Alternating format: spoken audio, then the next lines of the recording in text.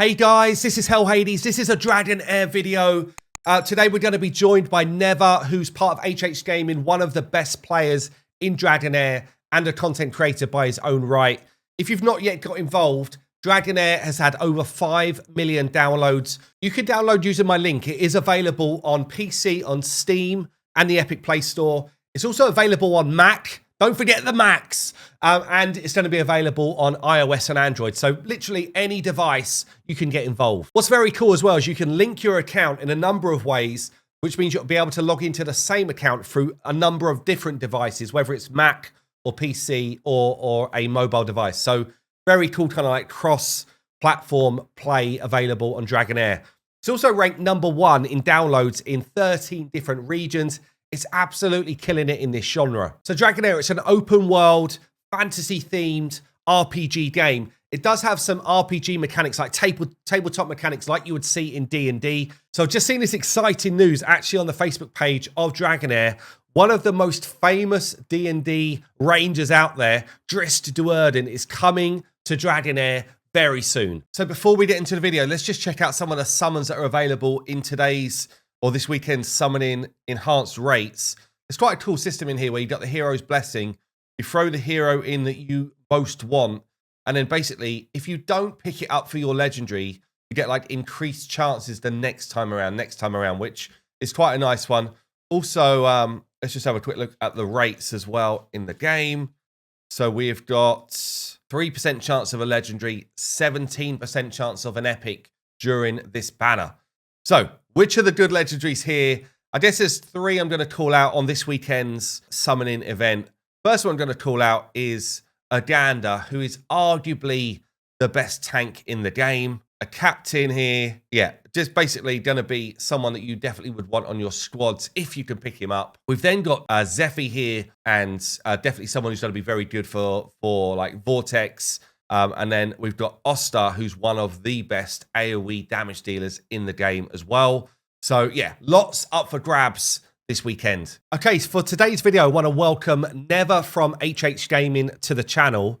So Never, you've recently started your own YouTube channel on Dragonheir. You're one of the top players in the game. So I guess someone that I really need to speak to around how to build team comps and how to develop my account. Firstly, welcome. Yeah, how's YouTube life? Different. That's the first bit, the best thing I could say. But no, it's good. Obviously, I've been creating content on the site for, I think, coming up to 3 years now. Yeah.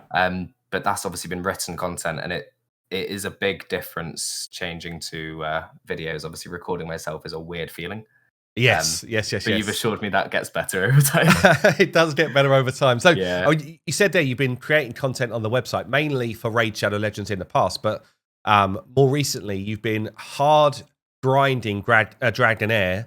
Yep. You've been creating all of the articles we've got on the website already, and you've been doing the tier list. So I guess talk us through, how do you go about building a tier list for a game that's this new? So the first thing that I had to kind of wrap my head around is, obviously I didn't play the beta, so I was coming into it with quite a fresh perspective. Thankfully, I'm in a alliance with quite a lot of players who did play the beta. So right. I guess the first thing was understanding all of the areas of the game and knowing what worked there, what didn't work there, as well as wrapping my head around the elemental bonuses, because obviously it's a massive thing when it comes to building teams, knowing that you can fall back on those bonuses or even use them, especially when you're building your gear, knowing that you're getting a boost of resistance or accuracy. It's really important. Yeah, so this is something which is worth kind of calling out. We'll get to the tier list in a second, but when I was building my teams, initially I was just like, have I got some good heroes? And the elemental kind of, I guess the affinity stuff wasn't something which I looked at hugely initially, but the more I've played the game, the more I've realized how much of an effect it has. So I just kind of like talk us through that a little bit. Well, obviously at the start, like you've got the 20% attack and 20% defense for matching 3 of the same element. Yeah. But if you go back onto the home screen and go to the Psyche Core option, so if you go back to the home, press the plus in the corner, and then the Psychic Core at the bottom. Oh yeah. Yeah. So if you go to Elemental Affinity and look at some of the later stage boosts, so the last 2 tiers, that's what you get with 5 elements at the same. So the boost from that is absolutely insane. You get obviously a huge amount of damage. The last one's I think 39% attack. Wow. Yeah. Sure. Like it is massive, and you can't really afford to not be using that in most areas of the game. There's a few So places. this is something I've not even like done anything with. I'm literally looking at this thinking I don't have a lot of stats honestly, but yeah. Okay, cool. So this is something I need to build out anyway. Yeah, 100%. Yeah. 100%. Interesting. I mean, it's always effective, but especially once you get to the 5th tier and can unlock the 5 hero element bonus. Yeah, for sure. And is there one that you've put like specifically targeted because it's stronger for you, or is it just kind of like general? Initially I pushed fire, so I've got fire and poison maxed out, and now I'm starting to. So later on in the game, you'll have to build more teams. So you need to build. At the moment, there's an event boss. Well, 6 event bosses. Each one of them takes 100% damage from a certain element. Sure. So you need to build out effectively 6 teams. So once you've got your first one sorted and you can comfortably do the content that you're doing with your main team, you need to start branching out and upgrading others. Yeah, so I know that you'd spoken about on the tier list. So you can come into the filter section up here. You can choose the things you want. So if you wanted fire and poison together on a tank, you could hit fire, poison, defense, hit filter. And then it's going to filter out those different heroes which do that job. And obviously you can then look at the different content that you're trying to beat and decide, which ones of these are going to be actually useful for that content. So I think actually a lot of resource already in this tier list. How else would you think people would use it, or is that generally what you think people should do? Honestly, I think that's kind of the biggest thing, especially when it comes to building your team. Obviously, the foundations of it is going to be you're going to need a tank.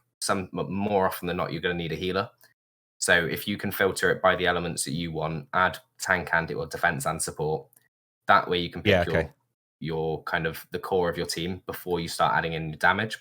Sure. And then, so say from this list you picked a Gander. I know obviously he's potentially the best tank in the game. Right. Or obviously the Epic Frobath, who's amazing as well. So say you picked those, you've got them in your team. Now you need to start thinking about damage options. So if you went back to the tier list then, and you know that you've got some fire champions who are damage, which if you look at the tier list, the wild option.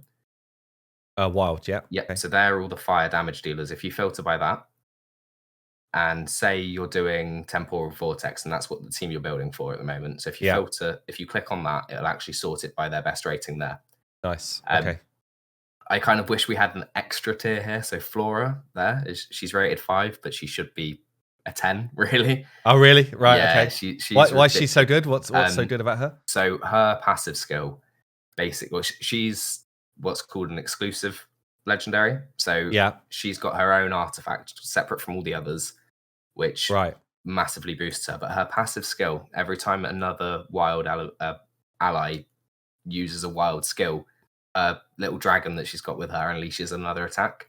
Wow, okay. That doesn't scale from normal stats, it scales from enlightenment. And it just does ridiculous damage. But if you have a look, obviously I know we've got some footage that you're going to be playing in the background. The fire teams that are showed there, 80% of that damage is her. Right, It is insane. I've played the game very casually, I'll be honest, right? I've been playing it casually, but I've been enjoying the game. And I guess I'm very lucky that I've got Danella and I've got Voresh on my account, which is basically the top rated or one of the top rated legendaries and the top rated epic in the game. So I guess talk us through why are these rated so highly? What's so good about these champions? So I don't personally have Donella, but she's just strong everywhere. She doesn't really have a weakness. The big thing with Voresh though is he shouldn't be an epic. He's incredible. The fact that if you look at his ultimate skill, as you can see, it targets the whole map. Yeah. So Danella does the same thing actually, right? With her ultimate, Yeah, exactly. So you're very lucky in the fact that you've got 2 who can do that. It is quite rare to see, but he gives the ability to. So there's an artifact that places decreased defense on your ultimate. Oh, okay, nice. So obviously the more, especially the legendary one can work on AoE, it can hit as many targets as possible. Yeah. The epic one only does one target, but either way, the more you're hitting, the more times you're hitting as well. Obviously, triple hit, 3 chances to place. Yeah, He's amazing for placing it, but also blocking all buffs while doing that and enabling other heroes who, I don't know if you've seen anything about Sigrid the Rare. Yes. So Sigrid obviously hits targets that have debuffs. So using somebody like Varesh into a Sigrid, you're going to hit everything, and it's going to hurt. So you end up getting just this kind of like amazing combo of skills going off at the same time. Exactly. But also he does some decent damage as well, AoE. But as well as that, every time he's hitting, he heals based on his attack. So he's just a nice little support to go alongside it. But he really shouldn't be an epic. He's far too good. So I guess I know that in this game, legendaries are relatively tough to get. Like I've had one out of a decent amount of shard pools, but there's really very good rares and very good epics as well. Yeah. So there really is. I guess going through the tier list, is there any that you would kind of like call out as? I know you just mentioned Sigrid there. Sigrid. Sigrid is the highest rated rare. I know I've mentioned Usha before on my channel. Who else would you be looking out for from the kind of epics and rares as the kind of all-rounders, I guess? If you scroll up, I think towards just under Varesh, Furubath, the tank, he is amazing. I use mine basically everywhere. So as much as he's a tank, he does decreased attack on all targets. That's obviously perfect. Nice for a tank, but he also heals massively. So I mean, he's just a really versatile tank that you can use basically anywhere. You could even use him technically as a backup healer or even as a main healer. He is mine in my Vortex. Oh, okay. Interesting. Yeah, so I kind of use him as my tank and my healer, and I just run a shielder alongside him in because Vortex. you're focused on the poison and fire as well, right? So exactly. Yeah. But as well as that, there's a few good tanks. Garius, who was added this season, he's incredibly hard to kill. He's Radiance tank. And do you tend? I notice you're talking about tanks and supports a lot right now. So is that what you would call your the fundamental part of your team is tank and support, and then you kind of fill with DPS? I mean, yes and no. So it depends when you're building. So say if you've got quite a limited account and you've got 2 really good wild heroes as your best damage dealers on your account, obviously you're going to want to push into building fire and poison. And I think most people kind of go that way because you get Erich from the quests and he's a wild legendary. Sure. As much as he's not the best, he can dish out some pretty good damage. But there's also the epic Tonelnan, who is one of the strongest single target damage dealers, especially for epics. There's nothing that really compares to him. Right. So pairing those two, it gives you a great base to build out from a wild team. Yeah. So okay. I use those two, and I've got Rash, the legendary wild champion, as well, which I did a video on yesterday. Yeah, I saw that. Yeah, so he's really good, but he's undervalued because when you've got Flora, so if you've got Flora and you're lucky enough to, he only hits once on his ultimate skill, so he doesn't trigger her passive anywhere near as much. Right. Okay. But he does some incredible damage, as you probably saw in my video. Yeah. It was actually quite fun to watch. Yeah, he hits hard. Okay, cool. Well, I guess what I'll do is I'll link down below your YouTube channel, but also I'll link to this tier list if people want to kind of play around and see what level of heroes they've got themselves. Any kind of final words before we close off? Only really a thank you for all the support we've seen for the game. Obviously, I know we are predominantly a raid website, but the more we've kind of brought in other games, the support's been brilliant. Obviously, there's always going to be a little bit less interest compared to what we're used to, but it's been really good so far, and it's kind of driven us to keep going, and obviously pushed me into making a YouTube channel after years as well. Yeah, cool. Well, as I say, I'll pin Never's YouTube channel down below. Make sure you don't check it out. Make sure you subscribe to that channel if you are loving Dragonheir, and don't forget to download using my link down below to get involved. Anyway, I've been Hell Hades. I'll see you soon.